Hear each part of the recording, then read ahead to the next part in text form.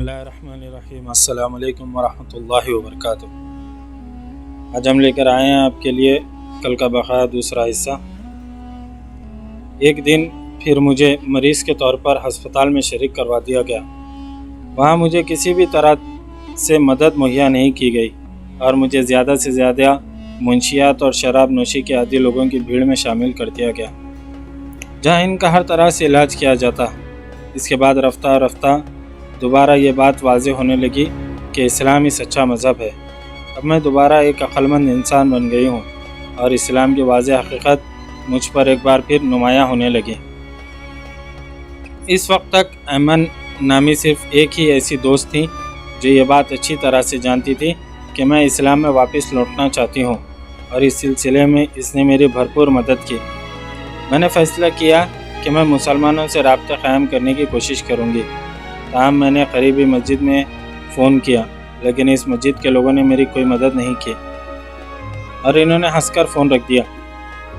جب میں نے ان سے پوچھا کہ کیا ان کے یہاں کوئی اسلامی کلاسز یا بہنوں کی اسٹڈی سرکل ہے، تو وہ سن کر بہت مسرور ہو گئے، اور پھر میں نے انہیں بتایا کہ میں اسلام میں دوبارہ واپس آ گئی۔ افسوس کی بات ہے کہ برطانیہ اور دوسرے ممالک کے مختلف حصوں میں ہونے والا ایک تکلیف دہ طرز عمل ہے، اور میری طرح مالک حقیقی کی جانب واپس لوٹ آنے والے دیگر بھائیوں اور بہنوں کو بھی اس مکمل غیر اسلامی طرز عمل کا بار بار سامنا کرنا پڑا۔ جب دوسرے مسلمانوں کو نشانہ بنایا جا رہا تھا اور ان کے خلاف ظالمانہ فقرے کسے جا رہے تھے، تو اس دوران کئی لوگوں نے اسلام سے منہ پھیر لیا تھا۔ لیکن الحمدللہ میں کافی مضبوط قوت ارادے کی مالک تھی۔ ان نسل پرست اور متعصب لوگوں کے رویے اور طرز عمل نے مجھے مزید باعمل مسلمان بننے کا جواز فراہم کیا۔ ایک دن ریحانہ نامی ایک بہن، جنہیں میں انٹرنیٹ کے ذریعے جانتی تھی، مجھے اس بات کا یقین دیا کہ وہ مجھے مانچسٹر میں شاپنگ کے لیے لے جائیں گی۔ ایک دن قبل ہی میں نے معمول کے طور پر اپنے دوستوں کے ہمراہ پورے شہر کا دورہ کرنے میں گزارا۔ اب بھی میرے ذہن میں یہ خیال آ رہا ہے کہ کس طرح سے میں انہیں یہ بتاؤں کہ اگلے دن میں ان کے ساتھ ایک میدان میں منعقد کی جانے والی پارٹی میں شرکت نہیں کر سکوں گی۔ جیسے ہی میں اپنے گھر کے لیے روانہ ہوئی تو تقریباً رات کے 9 بج رہے تھے۔ میں نے ان سے کہا، ویسے بھی میں ایک مسلمان ہوں اور کل میں مانچسٹر میں ایک مسلمان سیلی سے ملاقات کرنے والی ہوں۔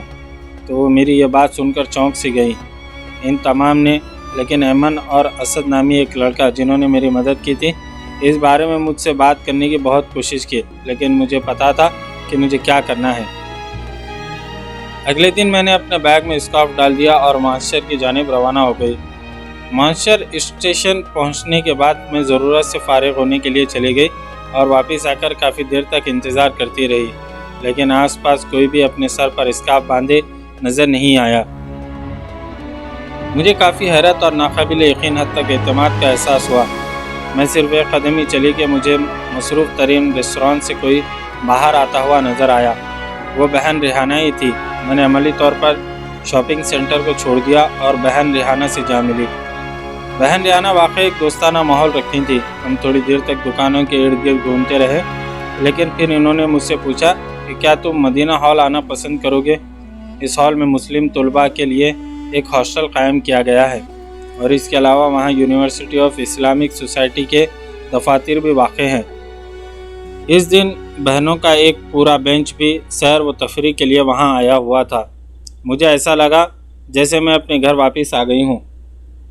مجھے ایک کیمپ میں دعوت دی گئی، جہاں میں نے اپنے لیے کافی خوشی محسوس کی۔ میرے والدین اس بات سے بخوبی واقف تھے کہ میں نے جاریہ سال کے اوائل میں ہی اسلام قبول کر لیا، لیکن انہوں نے یہ سوچا کہ میں نے ایک نیک کام کیا۔ مجھے اس بات کی حیرانی ہوئی کہ اس پر ان کا رد عمل کیا ہوگا۔ جب میں اپنے گھر آئی تو مجھے یہ دیکھ کر میری والدہ مسکرائی اور میرے بیگ میں اسکارف دیکھ کر کہا، یہ بہت ہی بہترین اور عمدہ اسکارف ہے۔ میں نے ان کے ہاتھوں میں اپنا پرس تھما دیا اور اس کیمپ کے بارے میں بتایا، جس پر انہوں نے مجھ سے پوچھا کہ اس کے والد اس کے لیے تمہیں کتنے پیسے ادا کرنا پڑے۔ میرے والد بھی تائید کرنے لگے۔ وہ پھر مجھے ان بہنوں کے مکان لے گئے، جو کہ 12 میل دور تھا۔ اتنا طویل فاصلہ خود میرے والد نے ڈرائیو کر کے طے کیا۔ مجھے اس کیمپ میں کافی مزہ آیا، جس کے بعد میں نے دیگر 3 کیمپوں کا بھی رخ کیا۔